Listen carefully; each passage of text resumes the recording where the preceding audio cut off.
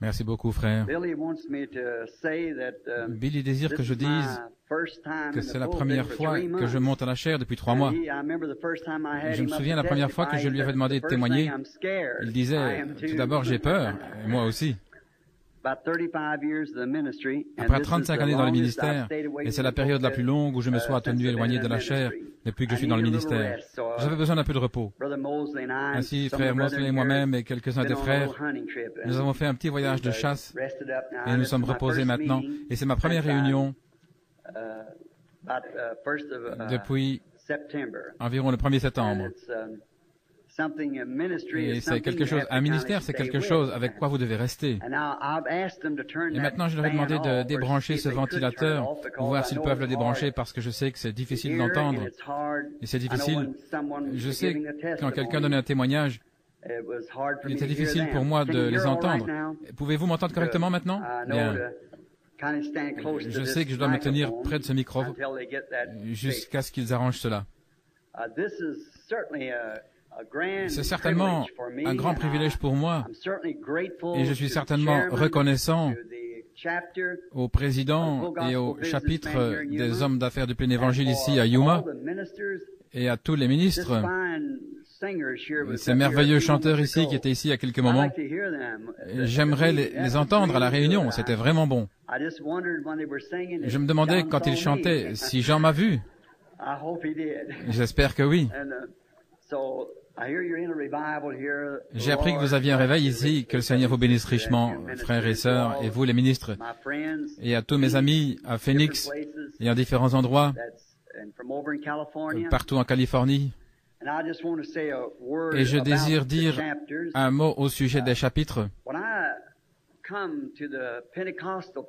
je suis venu vers les pentecôtistes, j'avais une expérience pentecôtiste ne sachant pas qu'il y avait une église pentecôtiste. J'étais un missionnaire baptiste, alors j'avais reçu le baptême du Saint-Esprit. Et j'ai découvert qu'il y avait des gens qui croyaient la même chose que j'avais reçue. Et ils l'avaient reçue 40 ans avant moi. Ainsi, j'étais simplement l'un, comme dit Paul, sans vouloir le dire comme lui, mais quelqu'un né hors de saison. Et mes frères semblaient penser que j'avais fait fausse route, comme on pourrait dire, mais je savais que j'avais reçu quelque chose. Alors mon expérience était exactement comme celle qu'ils avaient eue, et c'est ainsi que j'aime cela. Mais quand je suis venu au milieu d'eux, la chose qui me brise le cœur, j'ai découvert qu'ils étaient divisés en pratiquement autant de dénominations différentes que mon église baptiste l'était. Je pensais qu'il n'y avait simplement qu'une seule Pentecôte et que c'était tout. Mais j'ai découvert qu'il y a plusieurs dénominations différentes parmi eux. Ainsi maintenant, ils étaient tous bien. Plusieurs parmi les gens les meilleurs que j'ai jamais rencontrés de ma vie étaient dans ces groupes. Et ils faisaient partie, bien sûr, de différentes dénominations. Et ma pensée était que nous devrions être d'un seul cœur avec Christ. Et je ne me suis jamais joint à aucune dénomination parmi eux. Je suis simplement resté entre eux, en essayant de tenir les deux mains et toutes les mains en disant « nous sommes frères ». Il se peut que nous voyions des petites choses différemment les uns des autres, mais en dehors de cela, nous sommes toujours des frères, parce que nous sommes nés du même esprit. Nous sommes la famille de Dieu. Et alors, quand les hommes d'affaires chrétiens, les hommes d'affaires du plein évangile, ce chapitre, j'étais dans les premières réunions avec frère Shakarian. Je le connaissais avant qu'il y ait l'organisation, que cette organisation soit établie. Je pensais que c'était une grande chose, et cela a été une porte ouverte pour moi, afin de voyager de manière internationale avec ces hommes d'affaires du plein évangile. Parfois, vous trouvez un groupe de ministres, parfois ils ont des petits sentiments contre un autre groupe parce que quelqu'un a dit quelque chose. Ce n'est pas partout, mais nous voyons cela dans certaines localités. C'est comme si une église va sponsoriser, et bien l'autre ne veut rien avoir avec cela. Mais avec les hommes d'affaires du plein évangile, ça a été une porte ouverte pour moi, et quand ils viennent, je peux rassembler tous mes frères, et nous pouvons nous associer. Peut-être que 2 pasteurs pourraient avoir un sentiment ou quelque chose. Cela a été une grande porte ouverte. Et j'ai voyagé de manière internationale pour eux depuis des années en parlant dans leur chapitre. Et Yuma n'est pas une très grande ville, bien que je suppose elle est plus grande que celle d'où je viens, Jeffersonville en Indiana. Mais j'ai rencontré votre président ici. Il était et différentes personnes de votre chapitre. Je pense que vous avez une merveilleuse opportunité ici. Je pensais simplement ce soir, alors que j'étais là en train de regarder les gens. Vous savez, nous n'aurons bientôt plus cette sorte de privilège. Le Conseil mondial des Églises va bientôt nous engloutir. Je présume que la plupart des gens de mon audience ce soir sont formés de pentecôtistes et de baptistes et l'Église de Dieu et ceux qui sont en dehors de ce Conseil mondial des Églises. Et c'est simplement ce qu'ils sont en train de jouer et c'est ce que la Bible a dit qu'ils feraient. Et nous avons été avertis. Ainsi, tenons-nous-en éloignés. Comme on en a parlé ce soir dans le chant, au sujet de la proche venue du Seigneur, c'est peut-être plus proche que nous ne pensons. Et je pense que c'est lorsque nous nous rassemblons avec ce type de communion, cela nous fait quelque chose qui nous rapproche les uns des autres. Et alors que nous nous rapprochons les uns des autres, nous nous rapprochons aussi de Dieu. Car Jésus a dit, « Tout ce que vous avez fait au plus petit d'entre les miens, c'est à moi que vous l'avez fait. » J'ai un petit garçon de 8 ans ici, quelque part, Joseph, et il y a Billy ici, et j'ai 2 filles assises là, et mon épouse. Maintenant, si quelqu'un voulait faire quelque chose de vraiment gentil, je préférais qu'il le fasse envers mes enfants plutôt qu'envers moi. Et je sens peut-être que, en tant que parent, et il est la source de la parenté, je pense que c'est de cette manière que Dieu sent les choses. Si nous voulions, nous le servons lui pour autant que nous nous servons les uns les autres. C'est ainsi que nous servons Dieu. Et en sachant que ceci est la vérité, alors je pense que chaque fois que ce chapitre a ses réunions, étant interévangélique, il n'y a pas véritablement une certaine doctrine qui est défendue par les hommes d'affaires du plein évangile. Ils se rassemblent simplement pour le plein évangile, et si un homme a une pensée différente, eh bien tout va bien, c'est en ordre. Nous avons malgré tout communion les uns avec les autres. Si je vivais ici, dans cette ville, je crois que lorsque ce chapitre a ses réunions, si c'était possible, je serais là et je ferai en sorte que tout le monde puisse se rassembler ici. C'est vrai, parce que c'est quelque chose qui nous fortifie ensemble. J'habite à Tucson et je parle constamment dans ce chapitre tout le temps. Et à Phoenix, depuis que j'ai déménagé en Arizona, je suis à Phoenix chaque fois que j'ai l'occasion d'y aller, à Phoenix. J'essaie d'amener quelqu'un avec moi et d'inviter quelqu'un, d'autres ministres. Et s'ils disent, eh bien, vous savez, frère Branham, je dis, peu importe, venez quand même avec moi, venez, accompagnez-moi en tant qu'ami. Simplement les amener là un petit peu, c'est tout ce que vous devez faire. Et nous voyons que dans le cœur de tout homme, il y a une faim d'avoir communion les uns avec les autres. Et nous devrions faire cela. C'est un grand signe du temps de la fin. Que Dieu bénisse ce chapitre. Qu'il puisse exister jusqu'à ce que le Seigneur Jésus vienne pour me recevoir dans la gloire. C'est ma prière. Maintenant, je me souviens de mon premier voyage à Yuma. J'étais avec une Ford Model T qui pouvait rouler à 50 km à l'heure. Je pensais à cela alors que j'étais en route aujourd'hui, toujours fidèle à ma Ford, et j'en ai encore une, et je n'ai rien eu d'autre que cela. Mais maintenant, je ne vends pas des Ford. Mais je me souviens comment cette Ford, beaucoup parmi vous les frères de mon âge, vous vous souvenez du vieux Model T, c'était en 1927. Vous deviez vraiment faire bien attention, sinon vous n'auriez pas trouvé Yuma quand vous étiez en voyage, c'était très petit. Et vous avez certainement grandi. Mais la manière dont je roulais à 50 km à l'heure avec ma Ford, eh bien, elle faisait 25 km heure de ce côté et 30 km heure de l'autre. Ainsi, mettons les choses ensemble et ça faisait 50 km heure avec toutes les bosses et tout. Yuma a grandi. Cette glorieuse Église que nous sommes, nous luttons pour cette merveilleuse foi. Merci frère, qui que ce soit. Donc elle a grandi aussi, et nous sommes reconnaissants pour cela. Que le Seigneur vous bénisse tous. Nous espérons, si vous êtes présents près d'une de ces réunions, j'ai le chapitre à Phoenix où je dois parler dimanche prochain et le dimanche suivant à Flagstaff, et le lundi suivant, le 21, lors d'un banquet à Tucson. Vous êtes tous invités. Et si le Seigneur le veut, je désire parler au Westwood Hotel, je crois. Quel soir ça commencera? Dimanche après-midi le 17. juste une petite réunion évangéliste. J'espère que ces chanteurs seront là à ce moment-là pour nous aider. Et nous serons là jusqu'à mercredi. Je pense que c'est dimanche après-midi. Et nous pouvons le faire parce que nous n'interromprons pas le programme de ces églises. Et alors lundi et mardi puis mercredi, à la Ramada Inn, l'hôtel Ramada. Et ensuite jeudi, nous commencerons Westwood Ho. Est-ce que c'est ça? Non, Westwood Ho, c'est dimanche, lundi, mardi. Ensuite, nous allons à Ramada Inn. La convention, c'est au Ramada Inn. Ainsi, nous serons contents de vous avoir quand vous pouvez. Avant de prendre ce livre, courbons la tête un moment pour parler à l'auteur. Maintenant, avec nos têtes inclinées vers la poussière d'où le Seigneur nous a pris, et si Jésus tarde, nous devrons retourner selon le même chemin. Simplement, depuis que je suis là, j'ai reçu un message venant de l'Est d'une petite dame. C'est une jeune fille qui s'appelle donc Edith Wright, est décédée pour aller rencontrer le Seigneur cet après-midi à 3 heures. Nous devons retourner. Si quelqu'un ici souhaite qu'on se souvienne de lui dans la prière, voulez-vous simplement lever la main vers Dieu? Que Dieu vous bénisse.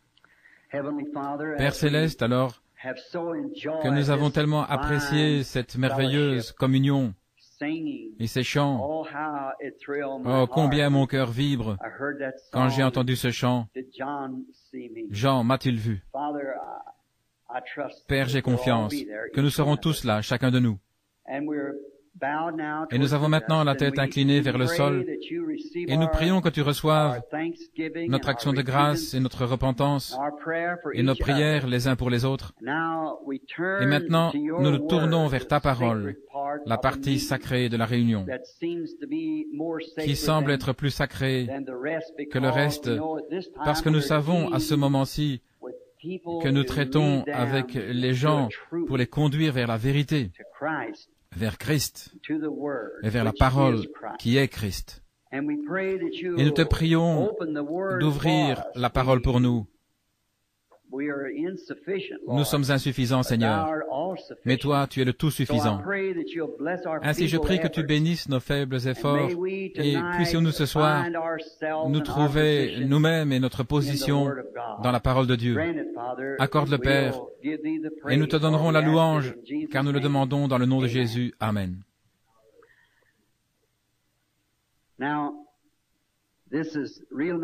Maintenant, c'est vraiment formidable d'être ici. J'ai quelques notes auxquelles je pensais me référer pendant quelques minutes. Comme je suppose, nous n'avons pas la permission de rester dans ce hall trop longtemps, la soirée. Et je suis plutôt, parmi les gens pentecôtistes, je suis plutôt lent, vous savez. Je me souviens, je vous l'ai peut-être dit, la première fois où j'ai vu un ministre pentecôtiste, c'était le révérend Robert Dougherty de Saint-Louis. Je ne pense pas que personne parmi vous le connaissiez. Vous avez vu le témoignage de sa petite fille dans le livre.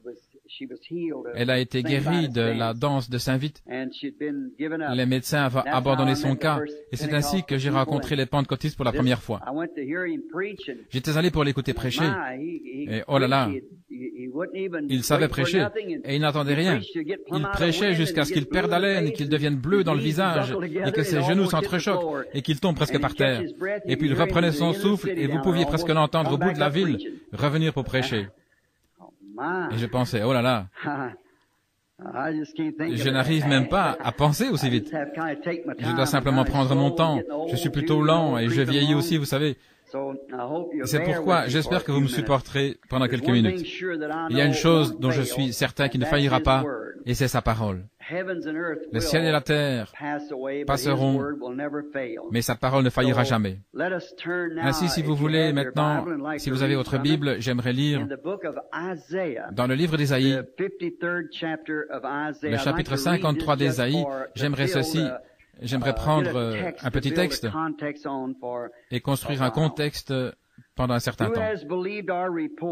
Qui a cru à ce que nous avons fait entendre, et à qui le bras de l'Éternel a-t-il été révélé? Il montera devant lui comme un rejeton, et comme une racine sortant d'une terre aride. Il n'a ni forme ni éclat, et quand nous le voyons, il n'y a point d'apparence en lui pour nous le faire désirer. Il est méprisé et rejeté des hommes, homme de douleur, et sachant ce qu'est la longueur, et comme quelqu'un de qui on cache sa face.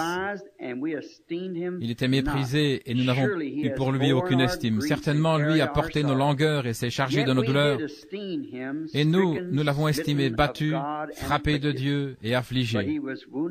Mais il a été blessé pour nos transgressions, il a été meurtri pour nos iniquités.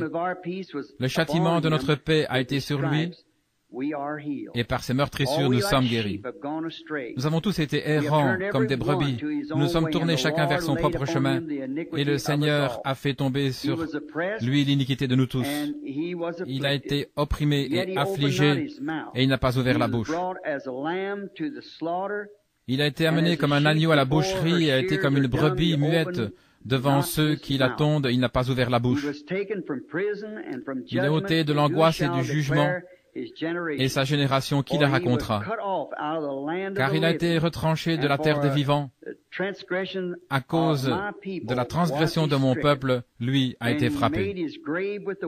Et on lui donna son sépulcre avec les méchants, et il a été avec le riche dans sa mort, parce qu'il n'avait fait aucune violence, et il n'y avait pas de fraude dans sa bouche. Mais il plut à l'Éternel de le meurtrir. Il l'a soumis à la souffrance. S'il livre son âme en sacrifice pour le péché, il verra une semence. Il prolongera ses jours, et le plaisir de l'Éternel prospérera en sa main.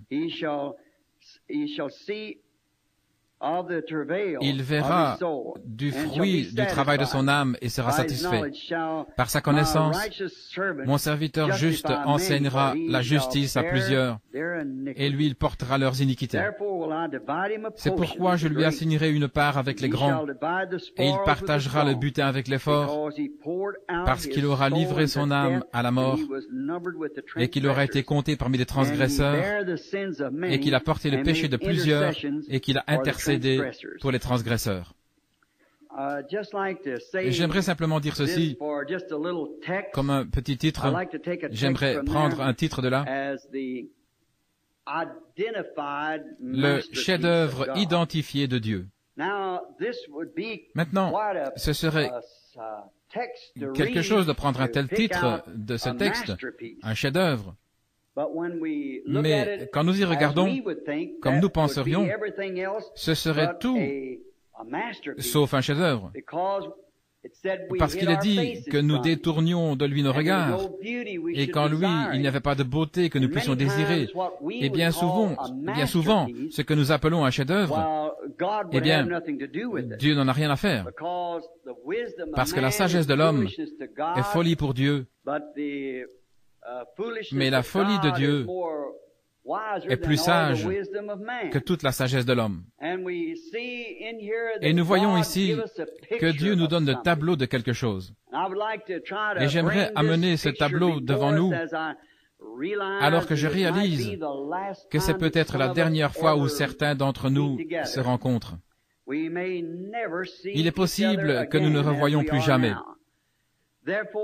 C'est pourquoi nous nous sommes rassemblés dans ce but. Ce n'est pas pour être vus ou pour être entendus, mais nous avons eu notre communion les uns avec les autres alors que nous avons eu ce merveilleux repas ce soir à table, alors que nous avons nourri nos corps physiques. Et maintenant, nous aimerions que Dieu nourrisse notre âme avec sa manne qui est cachée. Et c'était seulement pour ces sacrificateurs qui étaient entrés dans le Saint des Saints qu'il était permis de manger sa nourriture. Si nous remarquons ce soir, notre steak, je ne pense pas avoir eu un banquet dans tous les endroits où j'ai eu des réunions comme ce soir, où j'ai eu un steak aussi formidable que celui qu'ils ont servi ce soir. Maintenant, vous voyez, parce que nous devions avoir ceci, si nous vivons, quelque chose a dû mourir afin que nous puissions apprécier ce temps de communion et aussi de pouvoir entretenir notre vie. Je parlais à un homme qui était végétarien il n'y a pas longtemps et il me disait, « Eh bien, je ne suis pas d'accord avec vous. » Eh bien, il m'a donné une lettre. Il voulait me rencontrer en privé. Il disait, « Frère Branham, je vous ai toujours considéré comme un homme saint. » Il disait, « Mais quand j'ai entendu que vous aviez mangé du jambon et des œufs pour déjeuner, ça m'a vraiment attristé. » Eh bien, je ne voulais pas être une pierre d'achoppement pour lui, mais c'est sa manière de croire. Et je lui ai dit, « Eh bien, monsieur, si je ne mange pas, je ne pourrai pas vivre. » Il a dit, mais vous voyez, en mangeant comme vous l'avez fait, il a fallu tuer un poulet. J'ai dit, monsieur, nous ne pouvons vivre que par une substance morte, peu importe ce que vous mangez.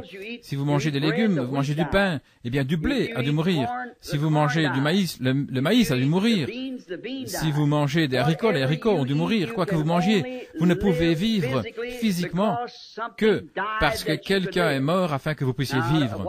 Quelque chose est mort. Maintenant, quoi que vous fassiez, et même boire du lait, les bactéries, quoi que ce soit, vous devez vivre au départ d'une substance qui est morte et qui a été tuée. Et ceci ne fait que prouver que si nous devons vivre cette vie naturelle, nous ne pouvons le faire que par une substance morte. Quelque chose a dû mourir afin que nous puissions vivre éternellement. Et c'est Jésus-Christ que Dieu nous a donné comme rançon. Et maintenant, quand j'ai rencontré les pentecôtistes pour la première fois, je suis allé en Californie. C'est l'État juste à côté ici, au-delà du fleuve. J'étais à Los Angeles et je n'ai pas vécu au jour de cette fameuse dame ministre, Madame Semple, Amy Semple McPherson. J'ai rencontré son fils Rolf, un gentleman chrétien très bien, son épouse et sa famille. Ce sont certainement des gens aimables. Et le Dr. Tiford et beaucoup des personnes du staff de l'Angelus Temple. J'ai prêché le jubilé de la Pentecôte. Le jubilé là il y a quelques années. Et nous avons certainement eu un temps merveilleux. Ainsi par respect pour cette femme qui a montré un exemple, comme elle l'a fait, en faisant de son mieux pour présenter ce qu'il y avait dans son cœur. Je lui ai rendu hommage en allant sur sa tombe au cimetière de Forest Lawn. Et alors que je me tenais là, en ayant ôté mon chapeau et courbé la tête, je rendais grâce à Dieu pour la vie noble de cette petite servante. Et alors les gens avec qui j'étais, le groupe de ministres, m'a demandé si je voulais me promener dans ce cimetière de Forest Lawn et à l'intérieur de la mortuaire, là, peu importe comment vous l'appelez, je regardais à différentes scènes et j'ai vu le souper du Seigneur. Beaucoup parmi vous l'ont remarqué lorsqu'on met la lumière là-dessus, le dernier souper, vous en avez entendu parler. Mais l'une des choses les plus remarquables que j'ai vues là, lorsque vous entrez, je crois que c'était du côté est, là, après la porte, il y avait une statue de Moïse qui était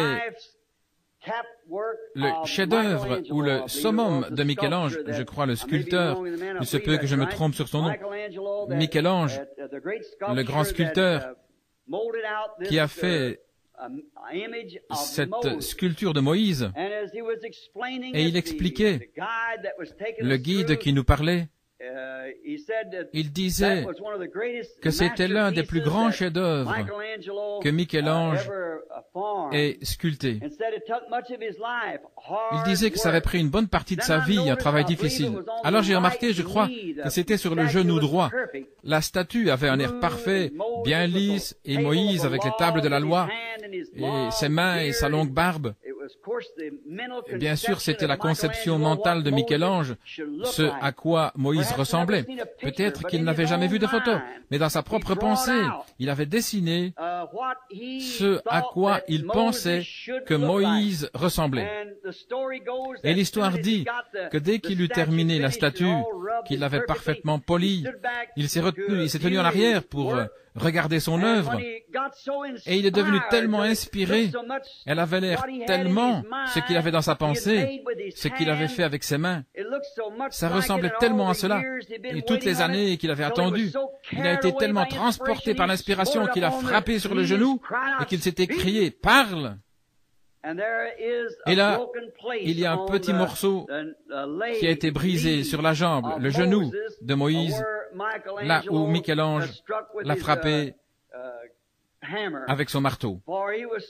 Car il était tellement inspiré. Vous voyez, il y avait quelque chose à l'intérieur de lui dès le commencement. Il avait dessiné une image mentale de ce qu'il pensait à quoi Moïse ressemblait. Et alors quand il a vu cela, refléter devant lui la chose même qu'il avait dans sa pensée, ce à quoi il pensait que Moïse ressemblait. Et il avait porté cette vision avec lui pendant toutes ces années.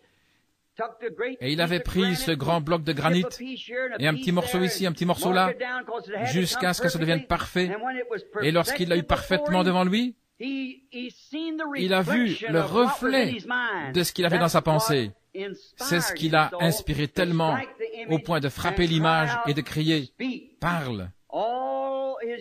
Toutes ces années de travail l'avaient récompensé. Sa grande œuvre de ses mains était terminée. Maintenant, nous voyons cela, et j'ai été inspiré par cela. Et je pensais véritablement que la marque sur la jambe, c'est ce qui pour moi faisait le chef-d'œuvre. Parce que si c'était simplement un autre portrait, quelque chose de Moïse, ou la figure d'un homme, d'une conception d'un homme, mais cet homme qui avait fait cette œuvre était tellement satisfait au point où il a frappé. Et c'est la marque là-dessus qui en fait le chef-d'œuvre pour moi. Parce que cela reflétait parfaitement ce qui était dans son esprit, ce à quoi Moïse ressemblait. Oh, je me tenais là, et j'ai dû marcher pendant quelques minutes pour penser à ça. Ce que ça signifiait pour lui, et ce que ça signifiait pour moi à ce moment-là. Alors, c'est venu à ma pensée, et je voulais vous en parler.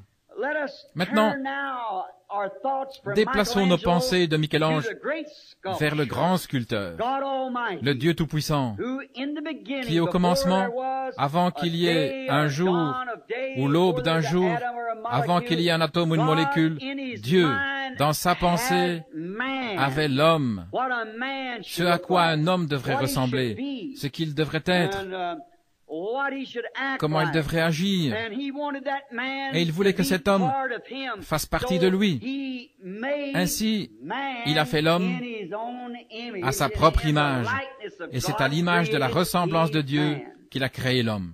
Oh, quand Dieu, au commencement, a fait ce chef-d'œuvre, quelque chose qui reflétait ses pensées. Maintenant, souvenez-vous, il n'y a qu'une seule forme de vie éternelle, et même nos noms ou nos pensées étaient avec Dieu avant la fondation du monde.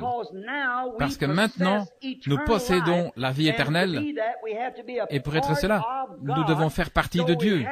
Ainsi, nous devions être dans ses pensées, parce que nous avons la vie éternelle et que nous avons été prédestinés à cette vie. Et nos noms ont été mis dans le livre de vie de l'agneau avant la fondation du monde, selon les révélations. Et maintenant, le fait que Dieu nous avait dans sa pensée, alors nous avons la vie éternelle, parce que c'est alors qu'il nous a parlé et que nous sommes arrivés à l'existence. Et une parole est simplement une pensée manifestée. Dieu nous avait au commencement dans ses pensées.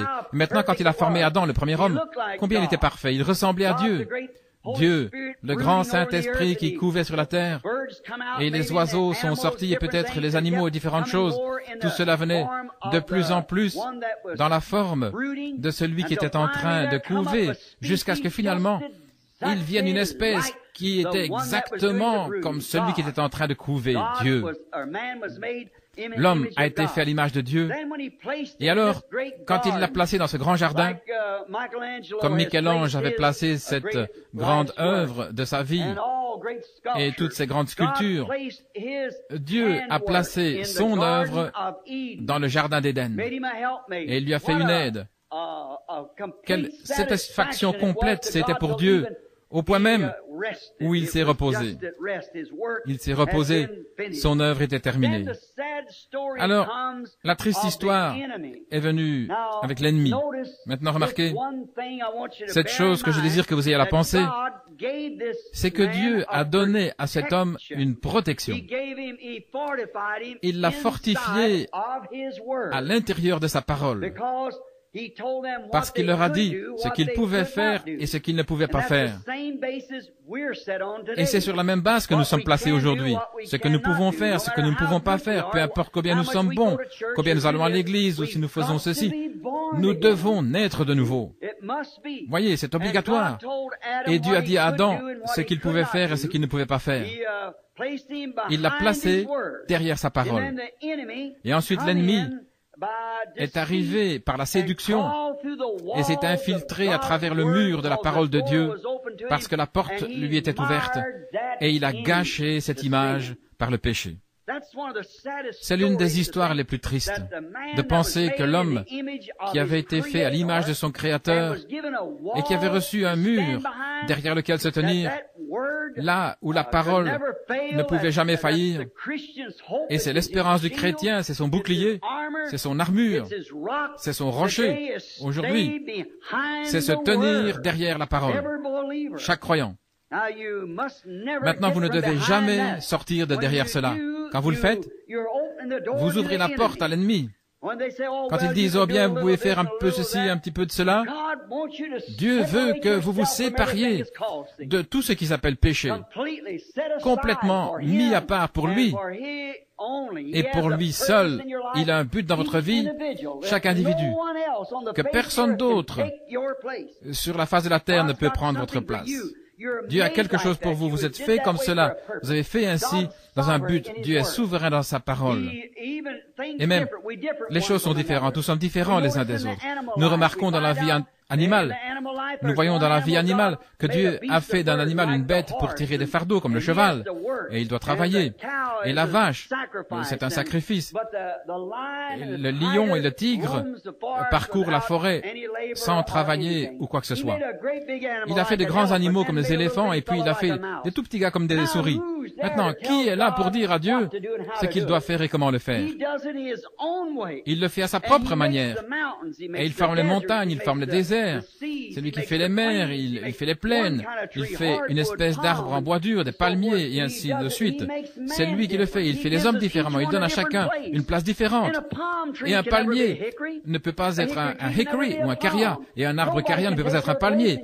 Personne ne peut prendre votre place et vous ne devriez pas essayer de prendre la place de quelqu'un d'autre. Parce que vous êtes un individu envers Dieu. Et Dieu a un but pour vous. Il vous a fait ainsi. Et vous dites, pourquoi l'a-t-il fait? Il est souverain. Il a une raison pour cela. Mais nous découvrons que nous sommes tous gardés par la parole. Dans le ciel, nous regardons les corps célestes. La Bible dit que même les étoiles diffèrent les unes des autres. Il y a Sardes, il est différent, et Mars et Jupiter, tous différents, ils sont tous différents les uns des autres. Le soleil est différent de la lune et la lune des étoiles. Et il y a des anges, il y a des séraphins et des chérubins, et des anges, des grands anges, et des degrés, et même dans le monde à venir, les rois de la terre apportent leurs hommages vers la ville. Nous serons tous toujours ainsi parce que Dieu n'est pas comme un grand magasin où tous les objets sont identiques, mais c'est un Dieu de variété. Il fait les uns d'une manière, l'un et l'autre d'une autre manière, mais nous devons le servir de la manière dont il nous a fait, et être heureux et rester derrière sa parole. Et c'est ainsi que Dieu l'a fait. Mais nous voyons que l'ennemi s'est infiltré à travers cette parole. Il est allé vers cette œuvre de Dieu et l'a gâchée. Et c'est exactement ce qu'il est en train de faire maintenant. Il se glisse à travers l'œuvre, l'ennemi. Il essaie de faire de nous un conseil mondial des églises. Eh bien, les hommes ne peuvent même pas se mettre d'accord les uns avec les autres. Comment allons-nous faire que le monde entier se mette d'accord avec l'homme? Dès que vous faites cela, il y en a un avec qui nous devons rester en harmonie, et c'est Dieu. Et au commencement était la parole, et la parole était avec Dieu, et la parole était Dieu. Et la parole demeure Dieu, et sera toujours Dieu. Parce que Dieu est dans la parole, et la parole fut faite chair et a demeuré parmi nous dans la personne du Fils de Dieu. Maintenant, nous voyons, après avoir découvert ce grand gâchis, il semblait que si c'était vous et moi, après tout ce temps et tous ces efforts, nous aurions donné un coup de pied là-dedans et laissé tout partir. Mais pas Dieu. Il n'allait pas laisser son œuvre aller à la ruine.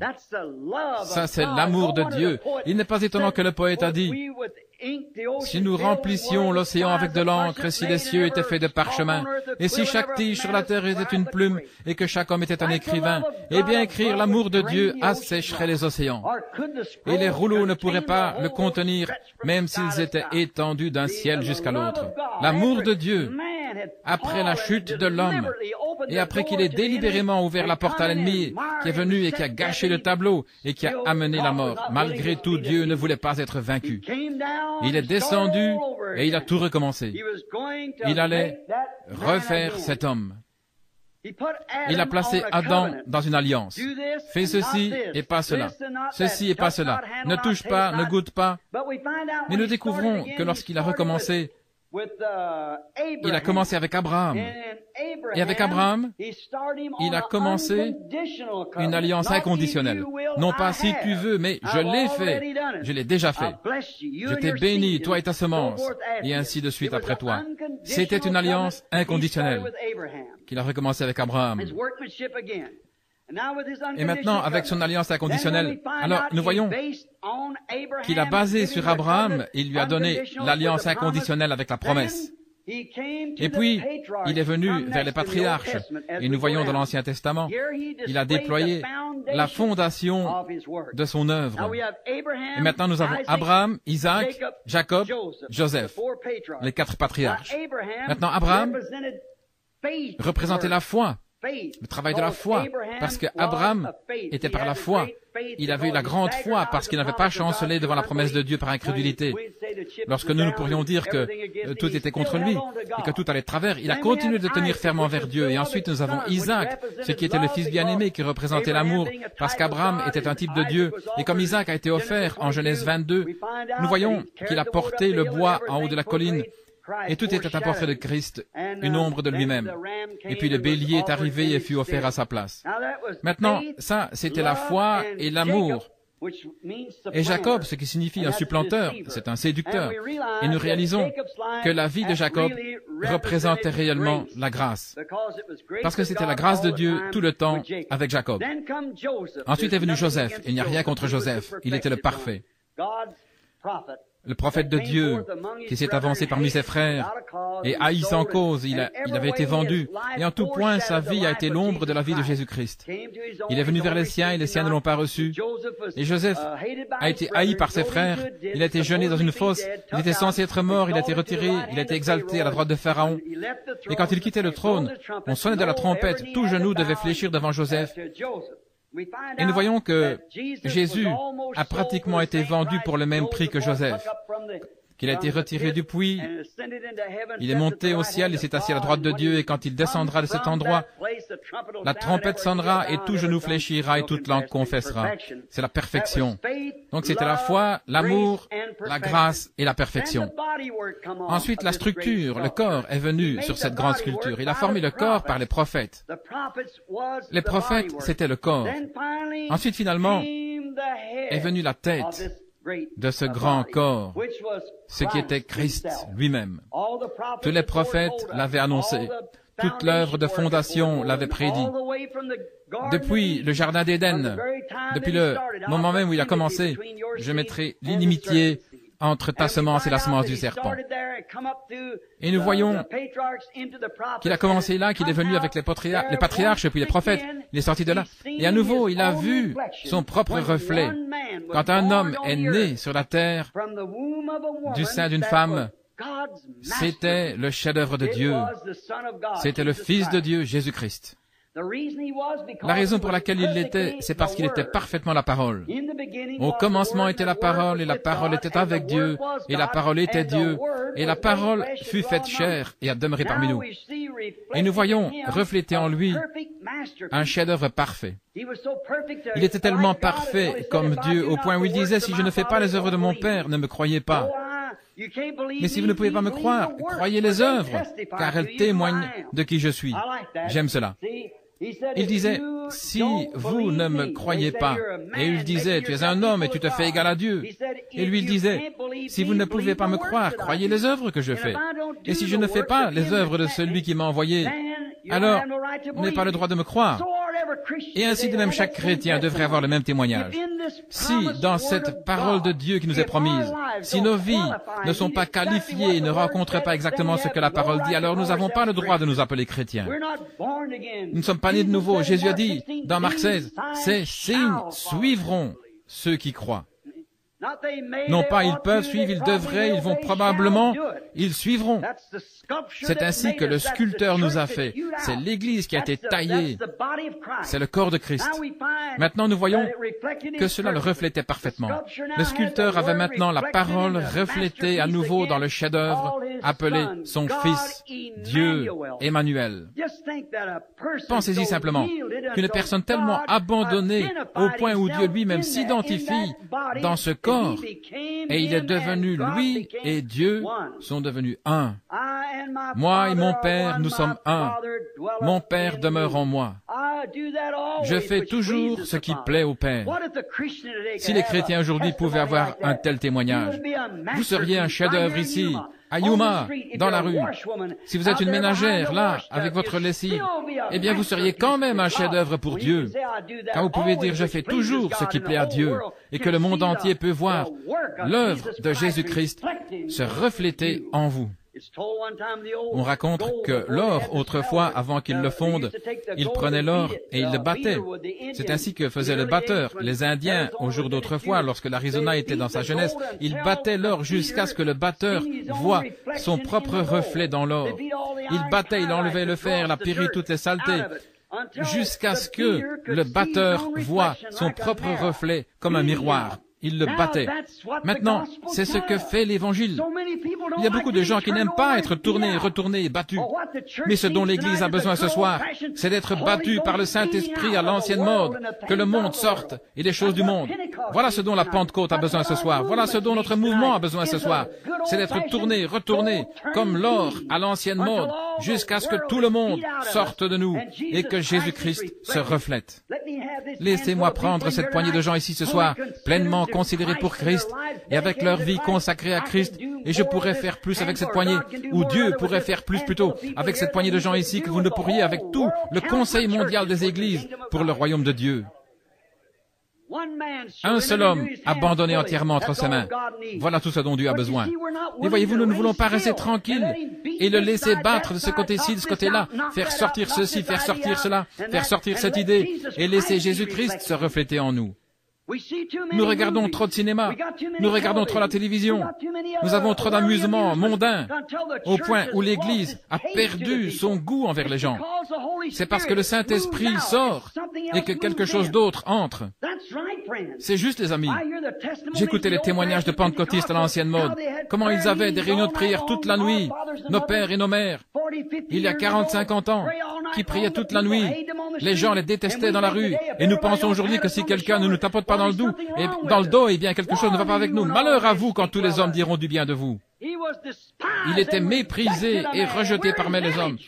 Et nous sommes à son image. Amen. Ce dont nous avons besoin aujourd'hui, c'est de véritables réunions de prière authentiques, un nettoyage depuis la chair jusqu'à la porte d'entrée. Que toute la maison soit nettoyée par Dieu, battue, pour refléter l'image de celui qui bat, que l'Évangile soit prêché dans la puissance de la résurrection de Christ. C'est exact. Ce petit évangile social que nous avons tapoté sur l'épaule, faire de celui un diacre, un autre, un ancien ou quelque chose comme cela, tout ça c'est de la politique. Et c'est ce qui est arrivé à Nicée, à Rome. Nous voulons nous éloigner de ces choses. Méthodistes, baptistes, presbytériens, pentecôtistes et tous, nous devons sortir de là. La politique n'a pas sa place dans l'Église. C'est le Saint-Esprit qui doit gouverner l'Église et pas un vote politique de qui est qui. Dieu a placé dans l'Église des apôtres, des prophètes, des docteurs, des évangélistes et des pasteurs. Ce n'est pas un homme qui a voté pour qu'il soit là, c'est Dieu qui les a placés là, par l'appel du Saint-Esprit, des réunions de prière, l'imposition des mains, et rester devant Dieu. Mais aujourd'hui, nous avons socialisé notre religion jusqu'à un point où c'est pratiquement comme la politique elle-même.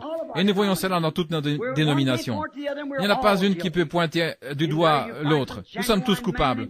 Et là, vous voyez des hommes authentiques et des femmes authentiques, mais le problème, c'est quoi je pense, nous sommes trop du côté de la minorité.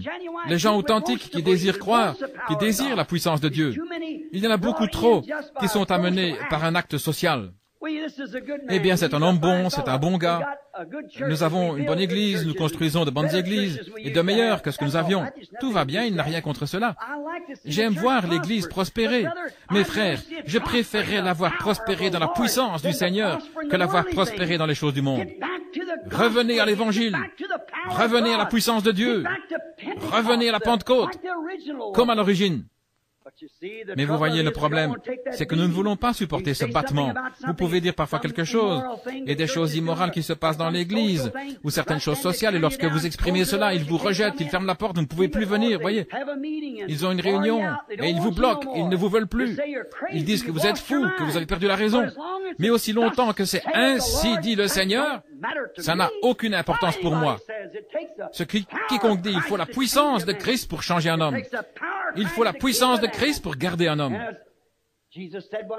Un jour, Jésus a dit, considérez le lys. Et je vous dis, Salomon même, dans toute sa gloire, n'était pas vêtu comme l'un d'eux. Salomon dans toute sa gloire, c'était quelque chose de magnifique à voir, sans aucun doute. C'était quelque chose de grand pour le monde, un homme grand devant Dieu. Mais les vêtements de Salomon n'avaient aucune vie. C'était simplement du tissu, peut-être que cela venait de la laine du dos d'un mouton. Mais le lys, il a la vie. Ce qu'il nous faut aujourd'hui, c'est la vie de Christ. À l'intérieur de nous, c'est ça qui purifie, pas l'extérieur, un col retourné ou un diplôme ou de la psychologie ou quoi que ce soit. Il faut la puissance du Christ ressuscité pour faire de nous ce que nous devrions être. Dieu n'a pas d'autre plan que de laisser le Saint-Esprit gouverner et régner dans l'Église. Oh Dieu, il était tellement à l'image de Dieu que lui et Dieu sont devenus un. Moi et mon Père, nous sommes un. Oh là là, quelle vie c'était! Pour que Dieu vive en lui, toute sa vie était enveloppée en Dieu. Il n'est pas étonnant que c'était un chef-d'œuvre. Satan est venu vers lui. Chaque fois que Dieu pensait avoir un chef-d'œuvre, Satan est entré. Il s'est infiltré en Moïse, il a brisé les commandements. Et quand il est arrivé à ce chef-d'œuvre, c'était le propre choix de Dieu. Amen. Il l'avait préordonné. Il n'a pas pu l'avoir, car il est resté fidèle à Dieu. Lorsque Dieu l'a regardé, il a vu qu'il avait été tenté pendant 40 jours dans le désert comme Moïse. Car bien sûr, tous ces hommes en avaient été l'ombre. La loi avait été brisée. Mais quand il est venu Satan, le grand tentateur, et qu'il a essayé de le tenter, alors il a vu que ce n'était pas Moïse là. Non, monsieur. Il a touché du 5000 volts qui lui a roussi les ailes quand il s'est opposé à celui-là. Il est écrit, a-t-il dit, voyez-vous, Adam avait chuté, mais Jésus, le deuxième Adam, ce chef-d'œuvre qui était venu comme rédempteur, il a dit, il est écrit, l'homme ne vivra pas de pain seulement, mais de toute parole qui sort de la bouche de Dieu. Là, il avait un chef-d'œuvre. Oui, monsieur. Il disait quelque chose d'autre. Il disait, il est aussi écrit, tu ne tenteras pas le Seigneur ton Dieu. Va-t'en, Satan. Voilà un chef-d'œuvre. Qu'a-t-il fait? Il n'a pas dit, je vais le dire à mon église, je vais le dire aux anciens, ceci, cela, et l'évêque va faire ceci, cela. Il a dit, il est écrit. Voilà derrière quoi il a placé son premier Adam. Et il est tombé, et Satan a gâché le tableau. Mais il ne pouvait pas gâcher celui-ci, peu importe ce qu'il faisait. Au point où Dieu a dit, voici mon fils bien-aimé, écoutez-le. Tout, je lui donne tout entre ses mains. Écoutez-le. Ils étaient un. Ils étaient la même personne. Dieu vivait en lui, faisant de lui Dieu Emmanuel sur la terre. Il était un agneau parfait. Oh, les chefs-d'œuvre parfaits de la rédemption. Il a plu à Dieu, tout comme Michel-Ange. Il était tellement inspiré avec sa vie. Et nous voyons ici, j'ai les Écritures. C'est à Marc 9, 7, si vous voulez le lire. C'était le mot transfiguration. Lorsqu'il était là sur le mot de la transfiguration, nous voyons que là sont apparus Moïse et Élie. Et la première chose que vous voyez, l'apôtre Pierre a été tellement inspiré qu'il a dit, construisons 3 tabernacles ici. Nous allons en faire 3 organisations. Nous allons faire 3 dénominations. Une pour Moïse, une pour Élie et une pour toi. Et pendant qu'il parlait, une voix est venue de cette nuée disant, voici mon fils bien-aimé. Il me plaît tellement que je vais le frapper. Pour vous, écoutez-le, il va parler. Il a été blessé pour nos transgressions. Il a été meurtri pour nos iniquités. C'était un agneau, l'agneau de Dieu, le sacrifice parfait. Personne n'avait jamais vécu comme lui, et personne n'a jamais vécu comme lui. Il était un chef-d'œuvre parfait. Il s'accordait parfaitement avec la parole de Dieu. Au commencement, on lui a donné sa parole, une portion pour cette partie du temps, pour cette partie-là, pour cette partie-là. Et voilà, c'est là où les hommes sont tellement séduits dans la confusion aujourd'hui. Ils essaient de construire sur quelque chose qui s'est passé il y a 40-50 ans. Cela a été donné pour cet âge-là. Quel bien cela aurait-il fait à Moïse de venir avec le message d'Enoch? Quel bien cela aurait-il fait à Moïse de venir avec le message de Noé? Quel bien cela aurait-il fait à Jésus de venir avec le message de Moïse? Voyez? Et quel bien cela aurait-il fait à Wesley de venir avec le message de Luther? Quel bien cela aurait-il fait aux pentecôtistes de venir avec le message de Wesley? Voyez-vous ce que je veux dire? Tout est alloué ici dans la Bible et nous devons savoir l'âge et l'heure et ce qui est pour nous. Et voilà où nous faillissons aujourd'hui. Nous lisons tout sauf la Bible. Voici le jour dans lequel nous devrions vivre. C'est le jour où Dieu nous a placés ici. Regardons dans la parole. C'est ainsi qu'ils ont manqué de voir Jésus.